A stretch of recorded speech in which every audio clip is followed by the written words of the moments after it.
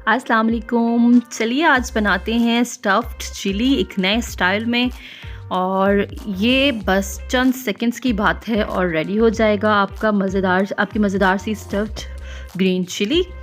तो सबसे पहले क्या करना है, एक सब्ज़ मिर्च थोड़ी सी मोटी ले लें और उसको दो हिस्से करते हैं उसके।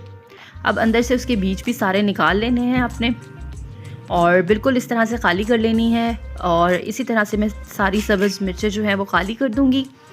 अब इसके अंदर भरेंगे सिंपल आलू का मसाला, जैसे आप कबाब के लिए बनाते हैं वैसे ही सिंपल आलू का मसाला बनाएं और सारी मिर्चों में अच्छे से भर दें। बहुत ज़्यादा ओवरलोड नहीं करना इसको, तो थोड़ा सा इसे भर देंगे, ये देखिए, और अच्छे से दबा दें ताकि बाहर ना निकले।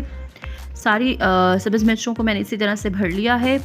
अब इसके ऊपर मैं डालूँगी चेडर चीज़, क्रश करके रखी हुई थी मैंने पहले से ही, और सारी सब्ज़ मिर्चों पर मैं ये डाल दूँगी। और फिर इसे आपने ओवन में, देखिए ओवन में आपने टाइम देना है जस्ट 30 सेकंड्स।